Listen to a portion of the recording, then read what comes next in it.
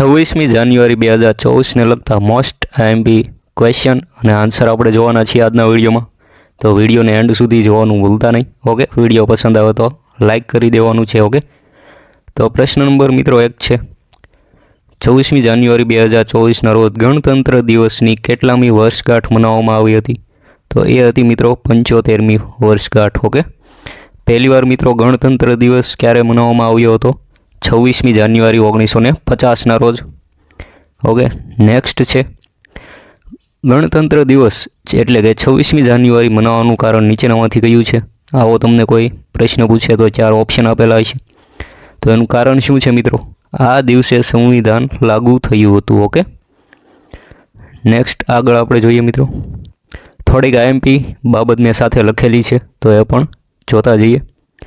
ભારતનું બંધારણ 26મી નવેમ્બરના રોજ અપનાવવામાં આવ્યું હતું અને 26 જાન્યુઆરી 1950ના રોજ લાગુ થયું હતું. ઓકે, 26મી જાન્યુઆરીની તારીખ મિત્રો શા માટે પસંદ કરવામાં આવી હતી? તો એનું કારણ એવું હતું કે 1930માં આ દિવસે ભારતીય રાષ્ટ્રીય કોંગ્રેસ દ્વારા ભારતને પૂર્ણ સ્વરાજ ઘોષિત કરવામાં આવ્યું હતું. ઓકે, એ બધા તમે જાણતા હશો. ત્યારબાદ ઇમ્પોર્ટન્ટ માહિતી છે, અમર જવાન જ્યોતિ પર પુષ્પાંજલિ.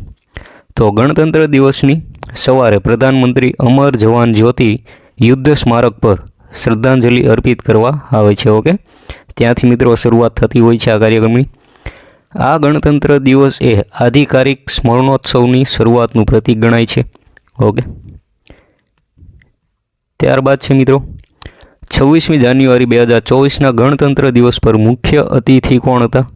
તો એ હતા મિત્રો ઇમેન્યુઅલ મેક્રો, ફ્રાન્સના રાષ્ટ્રપતિ છે. ઓકે, અને ફ્રાન્સના રાષ્ટ્રપતિ મિત્રો મુખ્ય અતિથિ તરીકે આવ્યા હોય એવું આ 6ઠી વાર બન્યું છે. ઓકે, તો આ 6ઠા રાષ્ટ્રપતિ હતા જે આપણે મુખ્ય અતિથિ તરીકે આવ્યા હતા. 2023માં મિત્રો કોણ હતા? અબ્દેલ ફતહ અલ સીસી. ઓકે, ત્યારબાદ છે મિત્રો ફ્રાન્સ વિશે માહિતી. તો ફ્રાન્સ મિત્રો યુરોપ મહાદ્વીપમાં સ્થિત છે. એની રાજધાની છે પેરિસ અને એની મુદ્રા છે યુરો. ઓકે, તો મિત્રો આ વખતે ગણતંત્ર દિવસની થીમ શું હતી 2024માં? વિકસિત ભારત અને ભારત લોકતંત્રની માતૃકા. ઓકે, આ બંને મિત્રો આ વખતેની થીમ હતી, યાદ રાખવાની છે 2.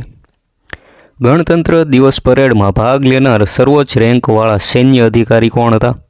તો એ મિત્રો સૌથી હાઈએસ્ટ પોસ્ટ કોની ગણાય સૈન્યની અંદર? તો એ છે મિત્રો CDS. ઓકે, ભારતીય સેનાના retired lieutenant general Anil Chauhan મિત્રો હાલ દેશના બીજા CDS છે. ઓકે, પ્રથમ CDS કોણ હતું તમને ખબર છે? ઓકે, પ્લેન દુર્ઘટનામાં એમનું મૃત્યુ થયું હતું.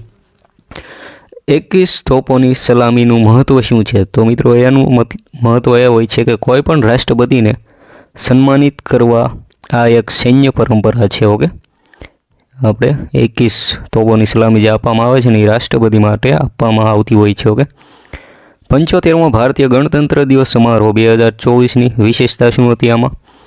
તો કર્તવ્ય પથ ઉપર મિત્રો 75મો ગણતંત્ર દિવસ 2024ની પરેડમાં મહિલાઓની ભૂમિકા કેન્દ્ર સ્થાને રહી હતી. પહેલીવાર પરેડની શરૂઆત મિત્રો 100 મહિલાઓ કલાકાર દ્વારા ભારતીય સંગીત વાદ્યયંત્ર જેવા કે શંખ નગારા સાથે થશે. ઓકે, પ્લસ મિત્રો બીજું શું હતું? તો કે પરેડમાં પહેલીવાર એક મહિલા ત્રિસેવા દળ એટલે કે ટ્રાય સર્વિસ કોન્ટિજન્ટ આર્મી, નેવી અને એરફોર્સને કર્તવ્ય પથ પર માર્ચ કરતા જોવા મળશે. ઓકે, ત્યારબાદ છે ભારત પર્વ. તો ભારત પર્વ વિશે માહિતી લઈએ. પર્યટન મંત્રાલય દિલ્હીના લાલ કિલ્લા પર ભારત પર્વનું આયોજન કરશે. જન ભાગીદારી થીમને પ્રતિબિંબિત કરતી આમાં ગણતંત્ર દિવસની ઝાંકીઓ, સાંસ્કૃતિક પ્રદર્શનો, સૈન્ય બેન્ડને પ્રદર્શન જોવા મળશે, શિલ્પ બજાર, આ સિવાય અખિલ ભારતીય વ્યંજન પીરસવાવાળા ફૂડ કોર્ટ વગેરેને પ્રદર્શન કરવામાં આવશે. ઓકે, ત્યારબાદ મિત્રો 7મો પ્રશ્ન છે, બીટિંગ રિટ્રીટ એટલે શું? ઓકે, એનું મહત્ત્વ શું હોય છે?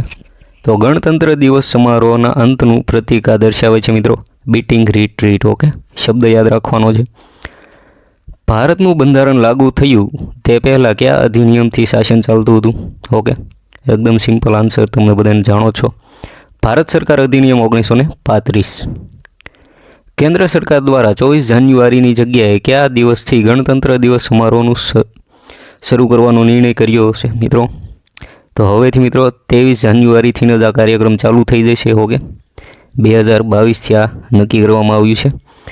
23 જાન્યુઆરી શા માટે મિત્રો?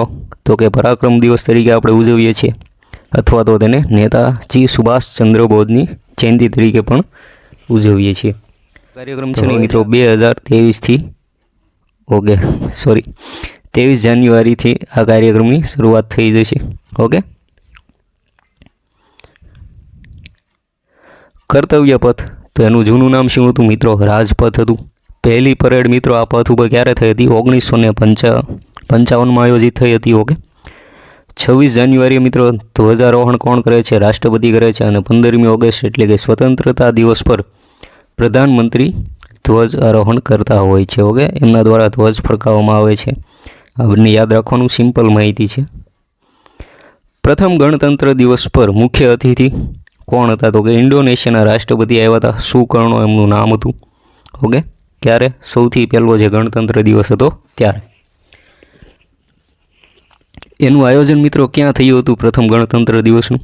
ઇરવિન સ્ટેડિયમ દિલ્હીમાં. ઓકે, એનું હાલનું નામ શું છે મિત્રો? Major Dhyan Chand national stadium. 3 રાષ્ટ્રીય અવકાશ એ કયા કયા છે મિત્રો? આપણે જાહેર રજા તરીકે એમ કહી શકીએ કે મોટા પ્રમાણમાં એને ઉજવવામાં આવે છે. ગણતંત્ર દિવસ, સ્વતંત્રતા દિવસ અને ગાંધી જયંતિ. ઓકે, આ એસએસસીમાં પૂછાયેલો પ્રશ્ન છે એવડું. ગણતંત્ર દિવસ પરેડ દરમિયાન કેટલી વાર રાષ્ટ્રગાન ગવાય છે? તો 2 વાર ગવાય છે મિત્રો, શરૂઆતમાં અને અંતમાં. પરેડમાં પહેલીવાર આર્મી, નેવી, એરફોર્સની 30 સેવા મહિલાઓની ટુકડી કર્તવ્ય પથ પર માર્ચ કરતા જોવા મળી. તેનું નેતૃત્વ કોણે કર્યું હતું? તેનું નેતૃત્વ કર્યું હતું મિત્રો કેપ્ટન સંધ્યા. ઓકે, ત્યારબાદ મિત્રો માહિતી છે થોડીક જીકે તમે આને સાથે આપણે કહી શકીએ. તો રાષ્ટ્રીય ધ્વજ દિવસ એટલે કયો છે? 22 જુલાઈ છે. બંધારણ સભા દ્વારા મિત્રો ક્યારે અપનાવવામાં આવ્યો હતો રાષ્ટ્રીય ધ્વજને? 22 જુલાઈ 1947ના રોજ. આની ડિઝાઇન કોણે તૈયાર કરી હતી? પિંગલા વેંકૈયે. ધ્વજ ફરકાવવાનો અધિકાર મિત્રો કઈ અનુચ્છેદમાં છે? તો કે અનુચ્છેદ 19A આપેલો છે. મિત્રો રાષ્ટ્રગાન એટલે કે જન ગણ મન ના રચયિતા કોણ છે? રવિન્દ્રનાથ ટાગોર છે. 27 ડિસેમ્બર 1911ના રોજ મિત્રો પહેલીવાર ગવાયું હતું. ક્યાં? કલકત્તામાં. ભારતીય રાષ્ટ્રીય કોંગ્રેસનું અધિવેશન હતું ત્યારે. તો ત્યારબાદ છે મિત્રો વંદે માતરમ બંકિમચંદ્ર ચટ્ટોપાધ્યાય દ્વારા રચના કરવામાં આવી હતી. રાષ્ટ્રગીત 1882માં પ્રકાશિત આનંદ મઠમાંથી લેવાયેલું હતું. પ્રથમવાર 1896માં કોંગ્રેસના કલકત્તા અધિવેશનમાં રવિન્દ્રનાથ ટાગોરે ગાયું હતું. આ IMP છે. ઓકે, વિડીયો મિત્રો ખરેખર પસંદ આવ્યો હોય તો લાઇક, શેર અને સબસ્ક્રાઈબ કરવાનું ભૂલતા નહીં. Thank you for watching. જય હિન્દ, જય ભારત.